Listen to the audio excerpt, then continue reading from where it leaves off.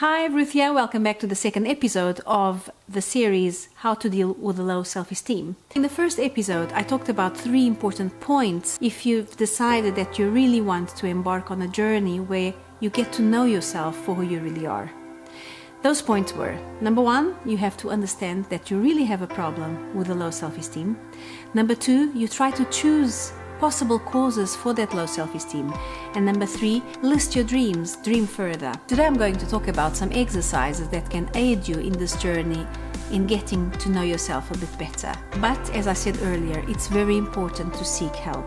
It's very important to seek a good psychologist, a good counselor, or a good medical doctor that can listen to you, can understand your problem, and can look at various angles and see what you really need in your specific situation to go forward and to really get to know yourself for who you really are. If you want to reach your goals, and especially if you want to reach this goal of getting to know yourself a bit better, then you have to stop carrying the same old burden, carrying the same old beliefs about yourself, carrying the same old mirror through which you've seen yourself all these years. I like to be practical, you see. If you have a small mirror, take it, name it the mirror through which I've wrongly seen myself all these years, and break it. If you don't have one, imagine it, but just destroy it. It's not yours to carry. It's time you discover yourself through your new eyes, not through the eyes of others, not through the eyes of trauma, not even through your old eyes, but feel as if you're born again today to yourself.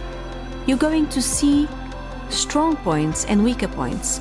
You're going to hug yourself for your strong points, and you're going to hug yourself for being courageous enough to work on your weaker points. It's exciting, really.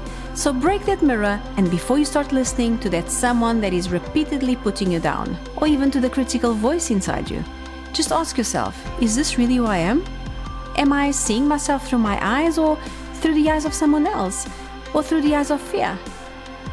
Look at the consequences you've had for not liking or trusting yourself. Choose different consequences.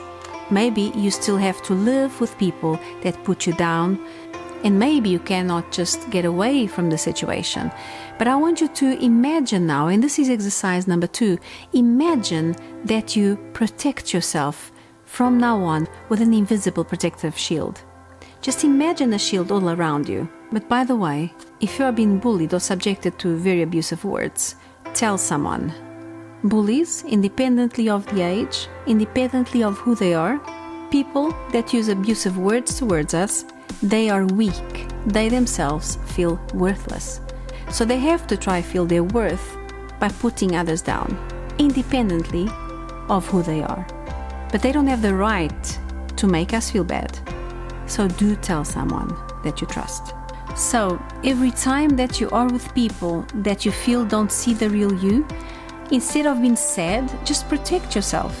So imagine a protective shield around you while they're talking those negative words. And imagine those words and those actions that are wrongly thrown at you, imagine them as arrows. Arrows that are coming against you, against that invisible shield, hitting the shield and going back to where they came from.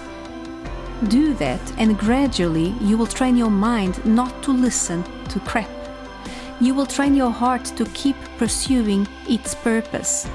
You are focused on your journey of getting to know yourself. You are focused on your goals, so you will not focus on what people are wrongly saying to you and about you. And your inner strength, your inner purpose, that is the main thing you have to develop, to take care of and to hold on to. And one day, you'll be able to see a way to change your circumstance. But right now, if you have to be in a situation where you have to convive with those people, protect yourself with that invisible shield. Don't let those words come into your being. So to summarize, first exercise of today, you've cleaned the path. Second exercise, you've protected yourself so that you can focus on your goal. And number 3 is an active exercise. So first thing, go grab a calendar. Now, with a calendar at hand, you mark a day in which you choose as the day that you will start getting to know yourself again, through your eyes, not someone else's eyes. Then, go fetch a notebook. You get to your room at the end of the day and you start revising everything that happened during the day. Then you start thinking about your actions, you start thinking about your reactions to those happenings and even feelings towards those happenings. It can be that you were braver than you thought, for example, or it can be that you've just realized how you feel inside when you see certain things or when you hear certain things. So you write down all that which you discovered about yourself that day. That which you think was positive, you pat yourself on the back and you say, well done. You deserve it. Maybe you've made someone smile. Or maybe you said no, and that no was important to you. And that's also positive. Okay, you've jotted down your reactions of that day. You've jotted down the ones that you think were positive. And now you're going to think about the ones that were not so positive, that you think, that should be something to work on. Instead of being sad about it, instead of going back into your shell and say, I'm always the same thing, you can think about how to strengthen those points, how to strengthen those characteristics. So in a very passive way, you're going to start thinking about how you can improve those weaker points. And lastly, have a wall in your room where you post your positive points every week. So this week you might have 2 positive points. Next week you're going to find at least 1 positive point and you're going to add. And every day or nearly every day you're going to read your positive points. You're going to concentrate on your positive points. So you will carry on with exercise as long as you think it's necessary. We actually should all be doing that from time to time because we should learn more and more about ourselves every day. Live this phase with love. Love for the person you really feel you are and love for the person that you want to rediscover. In my next post, we're going to talk about certain ways in which you can strengthen yourself in this journey of getting to know yourself for who you really are. You deserve it. Bye for now.